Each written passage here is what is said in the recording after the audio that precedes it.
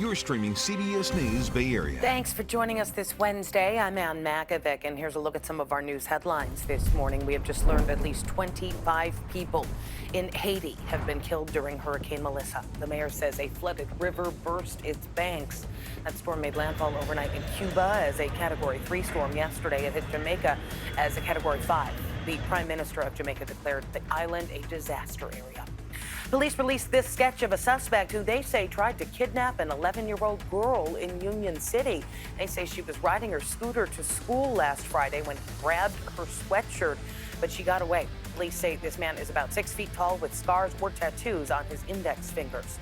Fire damaged a strip mall in Cupertino overnight. It broke out just before 3 a.m. on South Piazza Boulevard by Silverado Avenue. 3 businesses were damaged. Nobody was injured. An Uber says it is bringing its driverless cars to the Bay Area next year. Rideshare company teaming up with Lucid Motors and Nuro for its new robo-taxis. Uber says it plans to start road tests over the next few months. All right, let's get a check on our first alert forecast now. Meteorologist Jessica Burt's tracking a few warm days ahead with the chance of rain next week, as well as a check on Hurricane Melissa's path through the Caribbean. Let's take a quick look at what's happening for us as we head outside today. It's one of the warmest days we have this week. It's going to be a dry one for us widespread throughout the Bay Area with daytime highs sitting in the 80s. Anywhere from San Jose off into the East Bay. We have 80s stretched all the way up into the North Bay too. Take a look at this. From Santa Rosa all the way down into Nevada, we're sitting about 10 to 15 degrees above average. And that's the case throughout most our inland spots. A little bit more mild for our friends along the coast, 6 degrees above average today all the way over into San Francisco. It's a nice, warm and dry setup for us all the way down into the Santa Clara Valley, holding on tight to 80s this afternoon. Couple changes we're going to notice in the forecast for us as we head into the next couple days. Let's just get straight into it because I also want to talk about changes in the Caribbean when it has to do with Hurricane Melissa. Starting off with today, we're holding on tight to 70s, well above average for this time of year as high pressure ridges in. But then we see a big shift as early as tomorrow, jumping about 10 degrees and all of our microclimates and cooler and cloudier skies on tap for us too. We're seeing 60s on tap for us tomorrow in the Bay, averaging back out just in time for Halloween in the beginning of November in the 70s for our friends in the Bay. As early as next Tuesday and Wednesday, that's the next chance we're going to see some showers in the forecast. So keep those umbrellas nearby, but don't worry about it. It's not going to impact those Halloween forecast or the Halloween game plans that we have here in the Bay Area anyway. So here's what's happening in our inland areas. We're talking about 70s to tomorrow all the way into this weekend, still holding on tight to 80s today. It'll look a lot more mild as we head into next week, and we'll continue to keep you updated on that here in the Weather Center. Let's change gears now for our friends and our loved ones down in the Caribbean, anywhere from Dominican Republic over into Haiti, of course, Jamaica.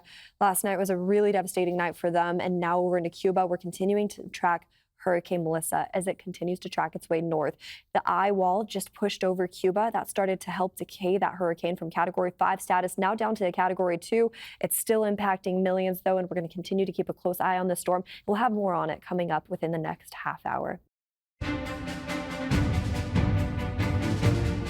Well, Hurricane Melissa is being called Jamaica's storm of the century. It tore through the island yesterday with wind gusts topping 200 miles an hour.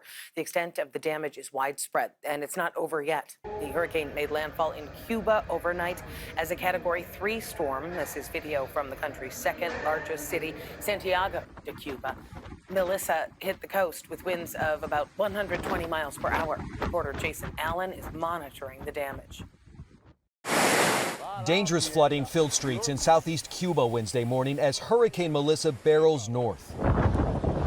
The devastation in Jamaica is starting to become clear. Cars are underwater. Many homes have turned into piles of rubble. Buildings still standing are flooded. And officials say rescue efforts for at least 3 families were stopped due to unsafe conditions. The parish of St. Elizabeth is underwater. When the slow-moving Category 5 storm made landfall Tuesday afternoon, wind gusts topping 200 miles per hour and torrents of rain violently lashed the island. Video captured roofs and debris whipping across the town of Black River. Some residents sheltered inside a hospital as shutters and electrical lines tore through the parking lot. That clinic suffered structural damage and doesn't have power, along with more than 530,000 Jamaicans. Prime Minister Andrew Holness told CBS News. There's scarcely any building or infrastructure that would escape without some form of damage. Holness declared the island a disaster area. More than 15,000 people are in shelters across the country. We have budgeted and we have prepared a certain level of response, but a Category 5 would require support from the international community. We were around Kingston this morning and the power is on there. There's also fuel available there. That is very good news when it comes to opening the airport sooner rather than later, something that's absolutely going to be necessary for getting aid teams and assistance here into the country. Well, the U.S. State Department is deploying rescue teams to support recovery efforts across the countries affected by Hurricane Melissa. For all the latest developments on her path through the Caribbean, head to our website, kpix.com, or you can download the free CBS News app. President Trump once again bringing up the idea of sending the National Guard to San Francisco. He talked about it today when speaking with reporters on Air Force One during his Asia trip. Here's listen.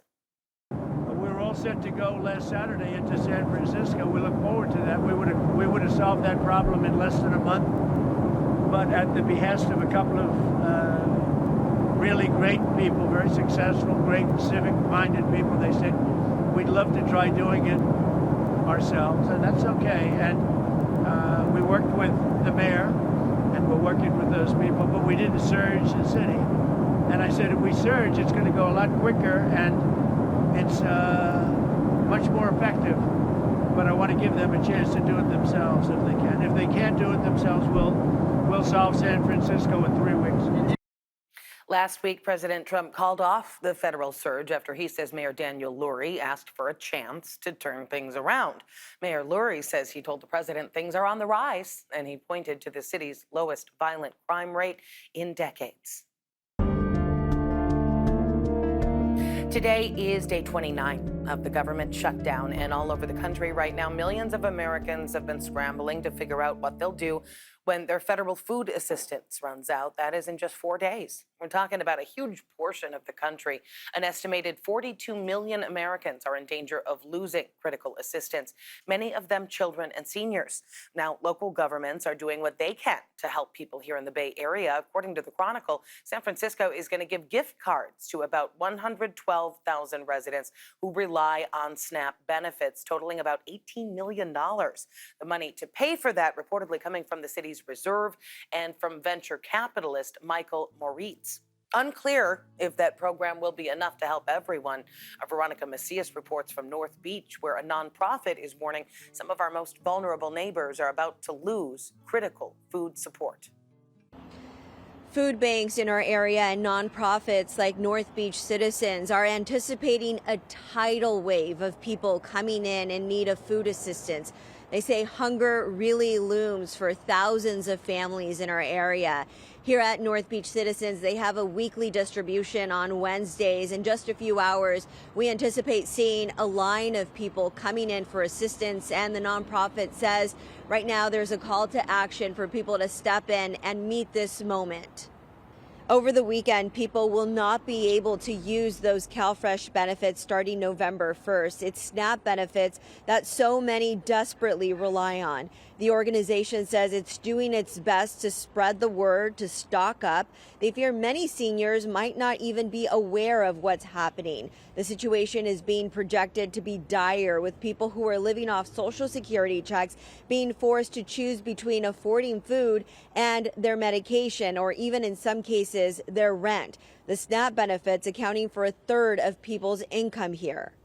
But it is devastating if you think of the just 500 people that we're serving. There's going to probably be about 8,000 to 10,000 affected in just our district of San Francisco and District 3. So the need is huge. And that accounts for, just those 500 people accounts for about $58,000 worth of lost benefits in just the month of November. Christy telling me they help some 500 disabled seniors here at North Beach Citizens, people who make up the fabric of this community. And it's so devastating, she says, to see this happen right before the holiday season.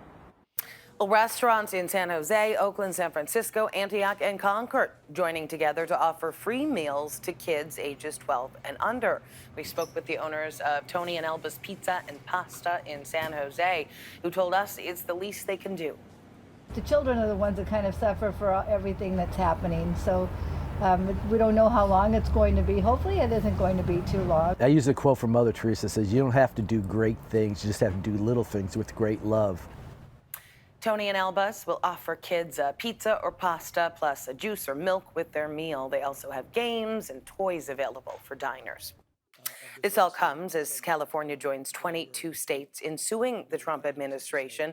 The goal is to force them to provide SNAP benefits during the government shutdown. California also fast-tracking the distribution of $80 million to support food banks across the state. Still ahead here on CBS News Bay Area, Oakland could be doubling down on a controversial camera network to fight crime. But are the extra eyes worth any potential privacy risks? It benefits the neighborhood, it benefits the city, it benefits us all as a whole. You should be angry that you're being lied to. We're going to hear from both sides of this debate. Plus, less than a week until California voters decide on Prop 50. And the result will make an impact from coast to coast. Now, a hint from early voting about its chances of passing. To have such a small election, this has generated a tremendous amount of interest. Well, it's one of the warmest days for us this week here in the Bay Area with 80s on tap for us today. Don't get used to it, though, because as early as tomorrow, we jump back down into the 70s for our friends in our inland spots with partly cloudy skies, higher relative humidity. That's what happens when low pressure rolls in, as it should during this time of year anyways, because today we're sitting well above average by about 10 to 15 degrees in some of our inland microclimates. Now, we're going to hold on tight to 70s throughout the rest of this week, heading into this weekend for our inland spots, but we should see some more 60s as early as next Monday for our friends along the bay, with rain right around the corner on Tuesday. There is a push to expand a crime-fighting tool in Oakland, but it comes with its share of controversy over privacy concerns. The city already uses a network of license plate readers from a company called Flock. A number of Bay Area cities actually use those same cameras. But now police in Oakland want to install more of them and be able to monitor the feeds live. But that has privacy advocates sounding the alarm. Our Katie Nielsen heard from people on both sides of the debate, including a business owner who thinks the cameras will make his shop safer.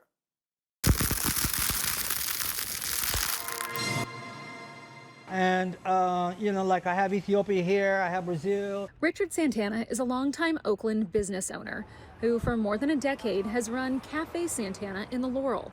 Says they've had to change the way they do business because of crime. None of the local businesses around here carry cash because we're always worried that someone's going to come in and rob us and or take from our customers, so customers don't carry cash.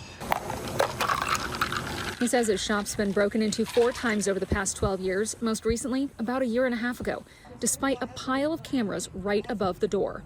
That's why he supports the change in policy the Public Safety Committee will be voting on, allowing Oakland police to not only expand the use of Flock cameras, but also monitor them in real time. The cameras scan license plates and alert police to help track down stolen or wanted cars. OPD also wants to integrate privately owned cameras into its system. If it's used correctly and they can catch criminals in the act and get them off the street, that benefits the community, it benefits the neighborhood, it benefits the city, it benefits us all as a whole.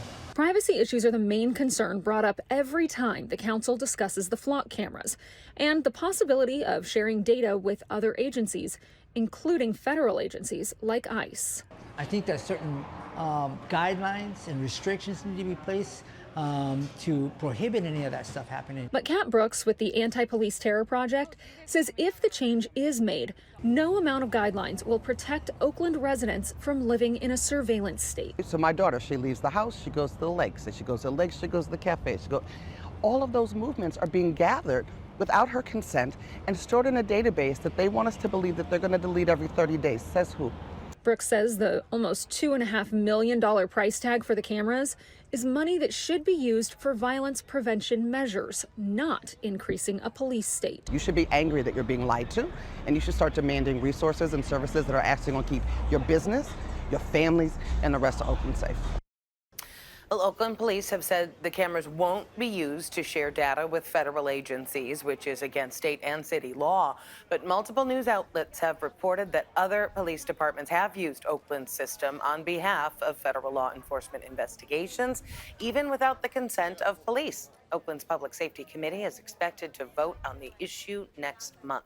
Meantime, police in Oakland are touting some progress in their crackdown on sideshows. They say they've seized more than 170 cars this year alone. Recently, officers were able to track down 3 cars involved in a sideshow that happened in August. OPD says the majority of the cars seized are registered outside of Oakland. Cars found to be participating in illegal sideshows can be towed and held for 30 days by the city. Clerks at the San Francisco Superior Court have called off a one-day strike that was scheduled for today. That is according to a union spokesperson.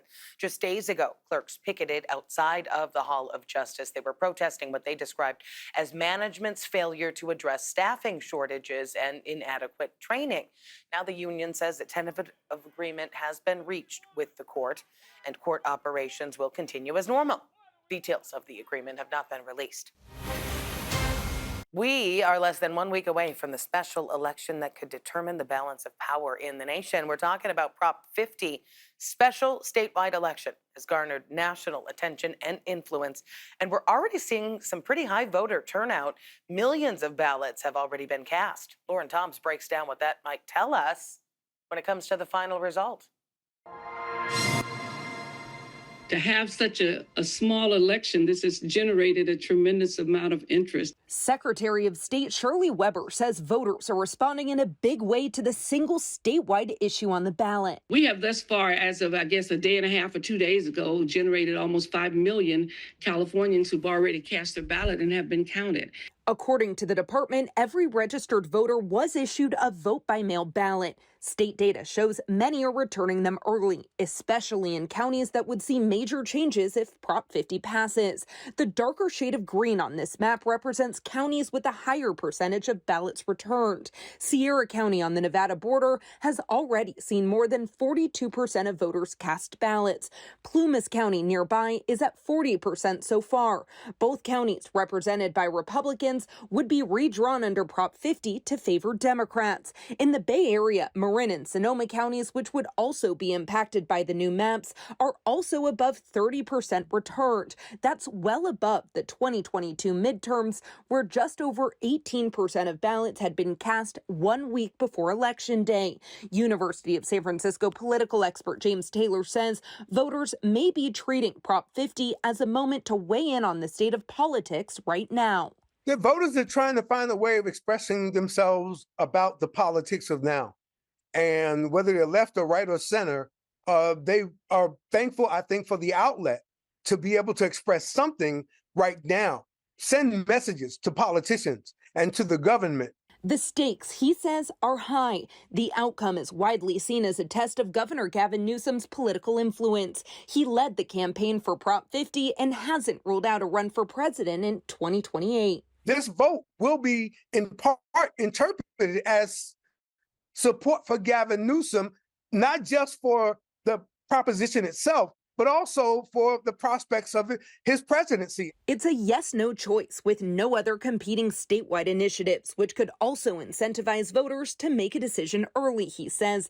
But for Weber, it's a welcomed moment of civic participation. It is generating, however, quite a bit of interest, and that's important. And we hope it continues to do that so that people actually turn out and express yes or no what they want with regards to this particular issue in California.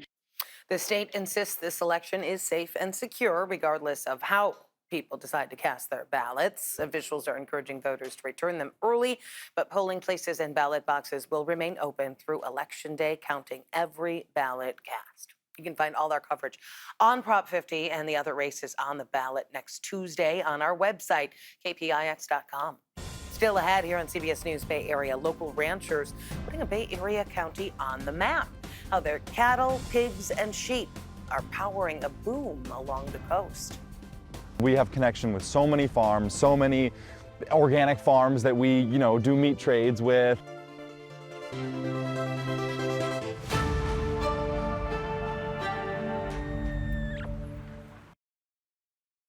As early as tomorrow, we're back down to the 60s, a 10-degree difference from today into our Thursday forecast tomorrow for those daytime highs. And then we start to average out and clear up as we head into this weekend and early next week. So just a couple things to note there. We're gearing up for some beautiful weather on tap for us this week, but as early as next Tuesday and Wednesday, there is a good chance we could see some showers rolling back in. So our long-range models are painting that picture that we're not in this dry stretch for too much longer. As early as next Tuesday, we'll see rain returning into the forecast, but from now until then, let's talk about some things. Friday is Halloween. Our inland areas gearing up for 70s on tap for us for at least the daytime highs. Once we see that sunset, though, it cools down fast. We're going to be holding on tight to 60s into those overnight hours. So keep that in mind as you head out the door with the kiddos and trick-or-treating. Another thing to mention, too, we're shifting gears completely. We've been continuing to keep close eye on Hurricane Melissa, and we'll continue this coverage, too, as it continues to track its way north. Now, the eye just went over Cuba earlier in the morning hours today. It's re-entering the Atlantic, currently at a Category 2 status, max sustained winds around 105 miles per hour. That system hit as a Category 3 to Cuba. It hit as a Category 5 for our friends down in Jamaica. We're continuing to keep a close eye on this system as it's impacting millions across the board. For now, back to you. Well, the peninsula is seeing a bit of an agricultural boom. San Mateo County just released its annual crop report for last year. They've seen a more than 7% increase in agricultural production, largely because of a 38% increase in livestock. County leaders say the price of cattle and number of animals sold contributed to this growth.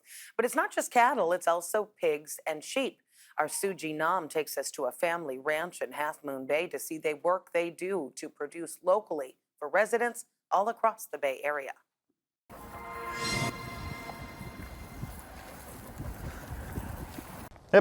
It's a busy day at work for Larry Markegard. He manages his family ranch, Markegard Family Grass-Fed in Half Moon Bay. We have grown to be a pretty big operation, all regenerative, all grass-fed, grass-finished. Their doors opened in 1987, and Markegard says business for local ranches like theirs has been booming in San Mateo County, selling about 100,000 pounds of meat a year. Our beef, we have been getting more cattle, we have been getting more pigs, we've been getting more sheep, more chickens every year. His family ranch is just one part of the bigger story of agricultural boom countywide. The annual crop report announced the county's production value reached more than $106 million last year, the highest since 2019. Livestock saw the largest increase, and it increased by 38%. And the livestock increase was due to higher prices, but also the number of head that was sold. Corin Whittle, the county's agricultural commissioner, said floral and nursery crops led with more than $60 million generated, followed by vegetables at $27 million. One of our large commodities is Brussels sprouts, and we're known for the Half Moon Bay Pumpkin Festival. And it's growth like this that Markegard is seeing that continues to put San Mateo County on the map. We have connection with so many farms, so many organic farms that we, do meat trades with. County leaders say a 25% increase in rainfall last year, along with more partnerships for local products, helped the growth. Talking to people, going to the farmers markets and interacting with people and making connections. And for ranchers like Markegard, he's looking forward to what the next seasons will bring. So how is 2025 shaping up? Well, it's probably going to be a while before we know. County leaders say they usually compile the findings for the annual report in January. They should have this year's numbers around next July. Coming up in our next half hour here on CBS News Bay Area. As millions of Americans are about to lose critical food assistance, a local restaurant is stepping up in a big way to help. How the issue hits home for the owners. If you don't have the food to feed your child, that is the literal worst thing you can imagine as a parent. She came up with the idea for being able to give back a little something.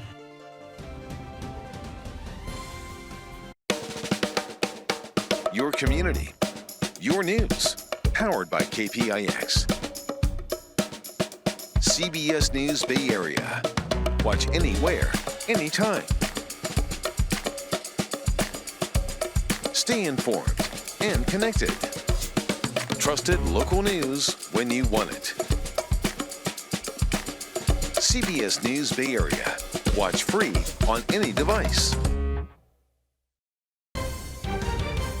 You're streaming CBS News Bay Area. Thanks for being with us this Wednesday. I'm Ann Makovic, and here's another look at some of our news headlines. We have just learned that at least 25 people in Haiti were killed during Hurricane Melissa.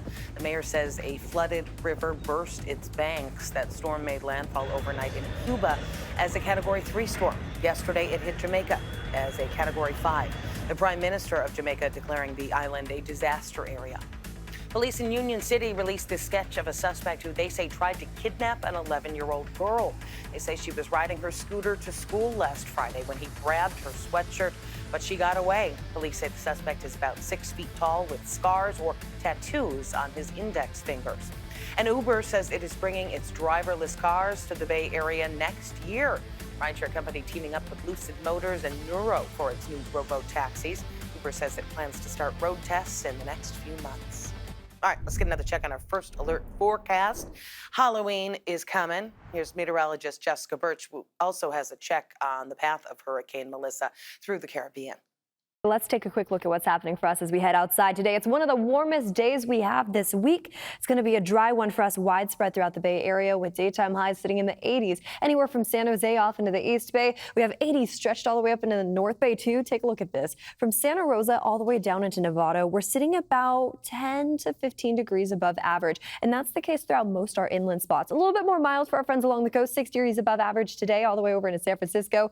It's a nice, warm and dry setup for us all the way down into the Santa Clara Valley, holding on tight to 80s this afternoon. Couple changes we're going to notice in the forecast for us as we head into the next couple days. Let's just get straight into it because I also want to talk about changes in the Caribbean when it has to do with Hurricane Melissa. Starting off with today, we're holding on tight to 70s, well above average for this time of year as high pressure ridges in, but then we see a big shift as early as tomorrow, jumping about 10 degrees and all of our microclimates and cooler and cloudier skies on tap for us too. We're seeing 60s on tap for us tomorrow in the Bay, averaging back out just in time for Halloween in the beginning of November in the 70s for our friends in the Bay. As early as next Tuesday and Wednesday, that's the next chance we're going to see some showers in the forecast. So keep those umbrellas nearby, but don't worry about it. It's not going to impact those Halloween forecast or the Halloween game plans that we have here in the Bay Area anyway. So here's what's happening in our inland areas. We're talking about 70s to tomorrow all the way into this weekend, still holding on tight to 80s today. It'll look a lot more mild as we head into next week, and we'll continue to keep you updated on that here in the Weather Center.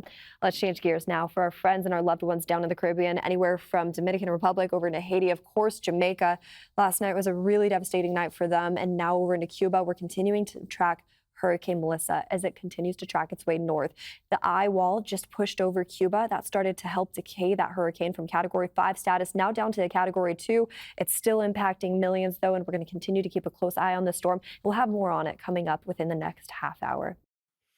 As the government shutdown stretches on and critical food assistance programs are set to freeze at the end of the month, neighbors across the Bay Area are stepping up to help however they can. And that includes one family in Oakland providing free food for kids with parents who lost their benefits. They told our Brad Hamilton they know what it's like to be on the other side. As some families learn that they've been losing their SNAP benefits for the month of November, some Bay Area restaurants have decided to step up. But for one shop here in Oakland, this story is personal, and what they're giving back is what someone gave to them not that long ago. They used to call me Soup Kitchen E because anytime somebody wanted to come by for a sample or they were hungry, I was quick to dig in the pot. Man, look here, try this. Eric Rivera is right where he needs to be. Yeah, everything good, you guys? Yeah. All right, good. Our food is comfort food. If you ever went into a Puerto Rican household, if you ever knew a Puerto Rican and you walked into his house, you're gonna hear salsa music playing and somebody's cooking. With his salsa music playing, the owner of Puerto Rican Street Cuisine on 23rd Avenue is prepping for another day of business. But as Eric steadily stirs a pot of his homemade rice, he's reminded of a time when this life was taken away. Unfortunately, sometime in 2018, I had a life-altering situation where I went away to prison for almost 6 years for a crime I didn't commit. This is the part where you usually come in and tell me to clean up. And how during this time away, his wife Robin had to lean on food provided by others to get by. My wife was at the SNAP benefits. every Monday. She's getting her card, she's going for all the benefits that were available to her. Every week we'd get like a whole chicken, lots of canned foods, just everything you need to be able to survive. When Eric got out, he went to work on opening up this restaurant. My situation, I realized you could take time from me, but you can't take what I already know. And so my goal and the promise I made to my mother before she passed was that I was going to keep doing this. But as he continues this new journey, Robin recently reminded him of their past, how some in the community would be losing their SNAP benefits in November due to the government shutdown, and how it would have impacted her not too long ago. It's food. If you don't have the food to feed your child, like that is the literal worst thing you can imagine as a parent. When she was like, what can we do? I was like, let's put something together. She came up with the idea for being able to give back a little something. So, for the month of November, any family that shows proof of being on SNAP benefits will have their children's meal provided for free by Eric and Robin's restaurant. Oh, these are the chicken and cheese. For a small business that just got opened several months ago, Eric and Robin say it's the best they can do. But as they both learned, in their toughest time together, any act of kindness helps. Whatever you give to the universe, you're going to receive back, without question. With each pot of rice made, and with each salsa song played, this family will give back what was once given to them, and they wouldn't want it any other way. At the end of the day, we're just trying to give something back so somebody eats and nobody goes hungry. Eric says they wouldn't have a restaurant today if it weren't for the community's support and help, so to give back is a blessing. He says that this program will continue through the month of November, and if anyone with SNAP benefits needs help beyond that point, they will do the best they can. Well, if you need help finding food assistance, you can call 211. That is the state hotline. Some food banks also offer home deliveries. You can check with your nearest food bank if walk-ups are accepted or if you need to register ahead of time. In the Middle East, Hamas officials say at least 104 Palestinians have been killed in Gaza after Israel launched airstrikes overnight. Israeli Prime Minister Benjamin Netanyahu ordered those airstrikes after accusing Hamas of breaking the ceasefire and killing a soldier. It was the deadliest day since the ceasefire began more than 2 weeks ago. When President Trump was asked about it on Air Force One, he said the action was justified. Say it was sniper fire, and it was retribution for that, and I think they have a right to do that. The president was referring to a report that enemy fire had been aimed at IDF forces in southern Gaza, killing an Israeli soldier. Hamas has denied any involvement in that attack. Ramped up security at San Francisco's Golden Gate Park after police say a child was sexually assaulted there. Investigators say it happened near the soccer fields this past Thursday after the child went to use the restroom during practice. SF Parks and Rec tells us a park ranger is now stationed near the restrooms when youth are using the field. Rangers also conducting additional checks throughout the day, including weekends. Security camera also been installed in the area. We talked to a father whose daughter plays soccer. He told us he's educating her to make sure she protects herself. It was scary for her, which immediately pulled my heartstrings. Awareness is number one, and then when you have that awareness, you can feel more confident and you can, remember to have your friends back. Usually people prey on, somebody they feel is more defenseless, and so strength in numbers. San Francisco Youth Soccer also put out a statement saying they're heartbroken and are sending out reminders about taking extra safety precautions. Federal prosecutors have charged a city councilman in San Leandro in a corruption case. Prosecutors say in November of 2023, Councilman Brian Azevedo accepted a $2,000 bribe in cash from an unnamed local housing company to help them secure a contract with the city. The FBI raided the council member's home in January. Prosecutors say during the FBI's investigation, Azevedo lied to agents about accepting the bribe. We reached out to his office for comment, but have not heard back. The assistant U.S. attorney leading the prosecution of the councilman is also leading the federal corruption case against former Oakland Mayor Sheng Tao. She was indicted this year on charges of conspiracy, bribery, and fraud, and has pleaded not guilty. NVIDIA has just become the world's first $5 trillion company. The rise of the Silicon Valley tech giant has been driven by the relentless demand for its artificial intelligence chips. Its stock rose yesterday after its CEO talked about a future where the company's chips would be in everything, from cell phone towers to robotic factories to self-driving cars. Coming up next here on CBS News Bay Area, a hot-button issue in the East Bay over an old baseball field, a long debate that's led to a big change for Little League. And a programming note, you can tune in tonight for our weekly 49ers Experience show with Vern Glenn and Matt Lively. That is at 7:30 on KPIX and streaming on the free CBS News app. Start your day with us and open your world. Time to open up those windows and get this day started. The power of CBS News. It is a historic day in news. Taking you around the globe, across the country. With federal, live, and into your community. To the South Bay, major changes. And Bay Area weather from a whole new perspective. Let's head underneath this cloud layer. CBS News Bay Area's Morning Edition. Weekdays at 6 on KPIX. Well, it's one of the warmest days for us this week here in the Bay Area with 80s on tap for us today. Don't get used to it, though, because as early as tomorrow, we jump back down into the 70s for our friends in our inland spots with partly cloudy skies, higher relative humidity. That's what happens when low pressure rolls in, as it should during this time of year anyways, because today we're sitting well above average by about 10 to 15 degrees in some of our inland microclimates. Now, we're going to hold on tight to 70s throughout the rest of this week, heading into this weekend for our inland spots, but we should see some more 60s as early as next Monday for our friends along the bay, with rain right around the corner on Tuesday. A battle over a Little League field has divided the small city of Lafayette. Some parents fought to preserve it for baseball, but now the field is making room for softball. And apparently this debate has struck a chord in the community. As Suji Nam shows us, the focus is on the future.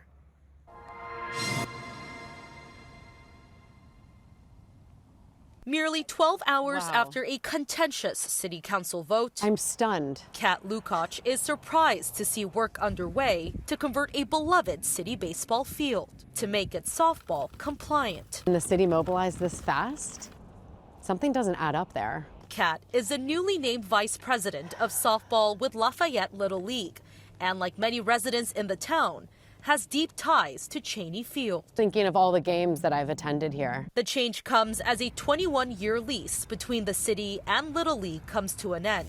And with that ending, a new beginning.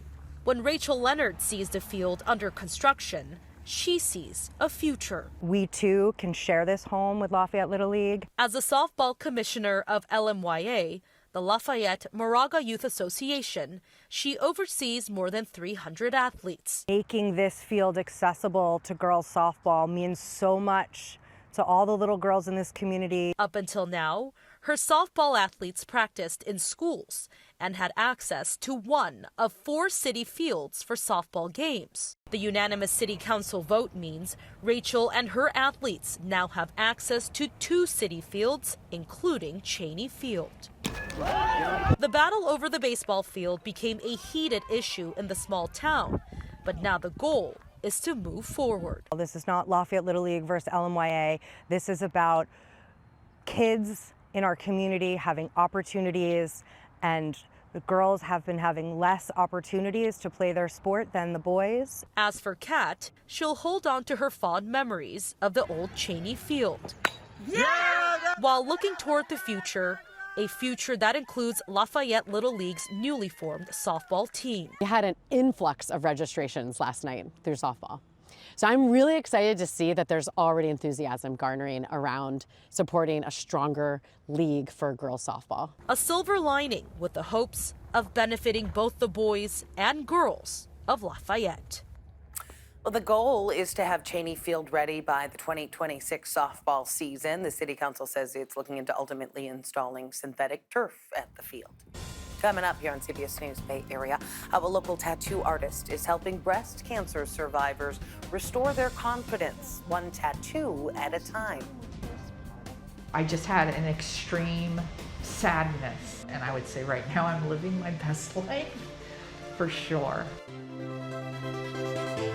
Yeah, come on in.